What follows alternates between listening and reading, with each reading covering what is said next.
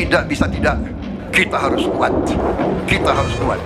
Kita harus kuat. Oke, dua kabar panas kali ini datang lagi dari dua pakar pertahanan militer asing yang akhirnya buka suara, bos, soal pembatalan F-15IX Indonesia dan pembelian kapal induk. Pertama dari pakar militer Jepang.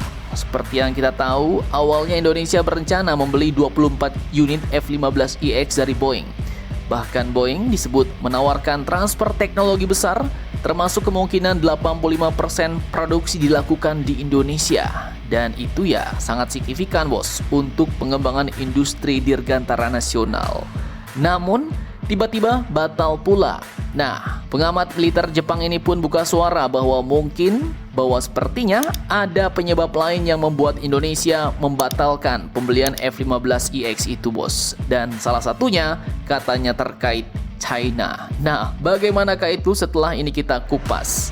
Kemudian kabar kedua, pakar Australia pun baru-baru ini menunjukkan keraguannya, bos. Apakah Indonesia mampu mengoperasikan kapal induk? Kemudian ia juga mempertanyakan kekhawatiran perlombaan senjata, bahkan juga menyebut Malaysia. Nah lo, bagaimanakah itu? Penasaran beritanya? Cus, Markilas, mari kita ulas berita lengkapnya satu per satu, bosku.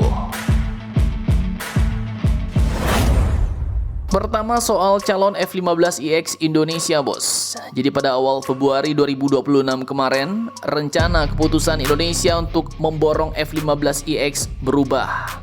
Alasan resmi yang muncul katanya harga terlalu mahal dan tekanan anggaran negara. Jauh dari yang diharapkan. Kenapa? Karena kita tidak punya uang. Nah, ini ya memang masuk akal, bos. Karena F-15IX itu bukan jet sembarangan.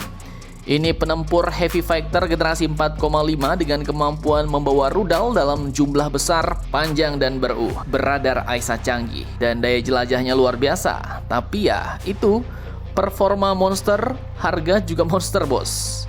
Namun ternyata ada analisis lain nih. Pada Senin 16 Februari 2026 kemarin, seorang penulis dan pengamat militer, analis pertahanan asal Jepang, Mr. Osamu Takeuchi, memunculkan dugaan menarik, bos. Ia menyatakan bahwa pembatalan ini sepertinya tidak murni soal harga nih. Menurut Mr. Takeuchi, ada kemungkinan pembatalan ini karena adanya perubahan orientasi diplomasi Indonesia, bos. Khususnya katanya dalam hubungan dengan China yang turut mempengaruhi keputusan ini. Ia bahkan menyinggung laporan bahwa Tiongkok telah menawarkan jet tempur bekas Chengdu J-10 dengan harga yang sangat murah. Nah lo, kalau benar begitu ya, jadi pembatalan F-15IX ini bukan cuma soal mahal atau murah, bos, tapi ini soal arah angin geopolitik. Katanya, dari yang dulu keras terhadap aktivitas China di pertengahan 2010-an, kini hubungan Indonesia-China jauh lebih hangat secara ekonomi dan diplomatik. Dan pertanyaannya sekarang, apakah ini benar sinyal pergeseran strategi atau memang murni dompet negara yang lagi diet ketat? Kita lanjut ke bagian kedua, bos, karena ternyata ceritanya lebih kompleks dari sekedar batal beli jet tempur. Nah, lanjut kali ini disebutkan terkait tekanan anggaran dan strategi multimitra. Jadi Indonesia main catur geopolitik, bos. Jadi kalau kita lihat data kekuatan udara Indonesia per 2026, satu kata yaitu padat, bos. Saat ini menurut artikel, TNI Angkatan Udara mengoperasikan 33 unit F-16 Fighting Falcon, 5 unit Sukhoi Su-27, 11 unit Sukhoi Su-30, Dassault Rafale yang sebagian sudah datang sampai dengan Bayhawk 200. Belum lagi proyek bersama Korea KF-21 yang nantinya bakal dikembangkan jadi IF-21 versi Indonesia, bos. Dan di sisi lain, Indonesia juga baru menyepakati pembelian pesawat latih sekaligus jet tempur ringan yaitu M346F dari Italia. Dan dengan begitu banyak program berjalan bersamaan, pembelian F-15IX ini pun disebut dinilai terlalu membebani anggaran negara, bos. Jadi ini bukan sekedar belanja mingguan, bos, tapi belanja strategis jor-joran triliunan rupiah. Dengan pertumbuhan ekonomi sekitar 5% per tahun, tetap saja ekspansi militer cepat seperti ini adalah beban fiskal besar. Bahkan kontribusi Indonesia di proyek KF-21 sempat tertunda dan disesuaikan ulang. Nah, disinilah muncul kata kunci penting, yaitu diversifikasi mitra pertahanan. Jadi katanya Indonesia nggak mau hanya mengandalkan Amerika, tidak juga hanya Eropa, dan tidak juga hanya Asia. Amerika ada F-16, Prancis Rafale, Korea Selatan KF-21, China berpotensi J-10. Bahkan kemarin ada Pakistan dengan JF-17, dan Italia M346F. Dan disinilah para analis menilai keputusan Indonesia dalam membatalkan F-15IX bukan berarti Indonesia menjauh dari Amerika, tapi ini juga menunjukkan kecenderungan untuk memperluas sumber pengadaan alutsista dan diversifikasi mitra pertahanan. Ini dinilai menjadi sinyal perubahan strategi geopolitik Indonesia yang semakin fleksibel di tengah dinamika kawasan. Artinya, Indonesia sedang bermain catur geopolitik dengan sangat hati-hati bosku, di mana Indonesia memilih satu sikap yang cukup keren, yaitu fleksibel, pragmatis, dan tidak terikat di satu kekuatan. Dan mungkin inilah pesan terkuatnya bos.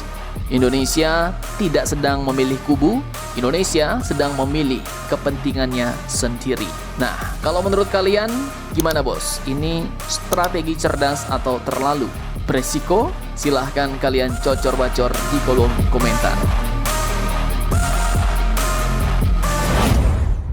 Oke, lanjut kabar kedua. Jadi baru-baru ini pakar pertahanan maritim Australia, Mr. Tom Lewis, buka suara lewat tulisannya di Naval Institute soal rencana Indonesia mengakuisisi kapal induk ex-Italia Giuseppe Garibaldi. Dan Tom Lewis ini pun bukan orang sembarangan bos. Ia dikenal sebagai sejarawan militer dan analis pertahanan yang kerap membahas dinamika kekuatan laut di kawasan Indo-Pasifik. Nah, dalam artikelnya awal 2026 ini, ia pun menyebut langkah Indonesia ini sebagai up ramp alias naik level besar-besaran bagi TNI Angkatan Laut bos. Garibaldi sendiri pensiun dari Angkatan Laut Italia pada Oktober 2024 setelah berdinas sejak 1985. Dan Indonesia dikabarkan telah menyetujui pinjaman luar negeri sekitar 450 juta US dollar lengkap dengan rencana pengadaan helikopter dan kemungkinan drone seperti Bayraktar TB3 yang dipamerkan di Indodefense 2025 di Jakarta. Tapi di sini pula keraguannya muncul. Menurut pakar Australia Tom Lewis ini, mengoperasikan kapal induk berusia 40 tahun bukan perkara gampang bagi angkatan laut manapun. Kapal ini katanya butuh sekitar 550 awak kapal dan 280 personel udara. Total 830 personel terlatih bos. Itu belum termasuk tantangan sistem pertahanan seperti rudal Aspid, CEWS Oto Melara, hingga operasi udara yang jauh lebih kompleks dibanding LPD kelas Makassar milik TNI Angkatan Laut saat ini. Kemudian tak cuma itu, ia juga mempertanyakan apakah ini akan memicu perlombaan senjata di Asia Tenggara.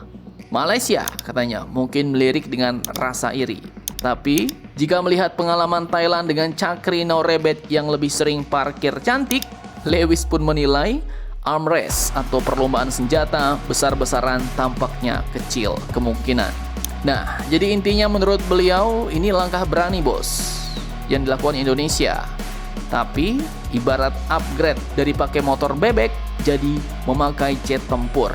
Jadi bukan cuma beli tapi harus siap terbang maksimal. Apakah Indonesia siap? Jangan lupa komentar, tetaplah kalian barbar dan jangan santuy terus demi Indonesia tangguh. Salam Indomax Indo Magazines.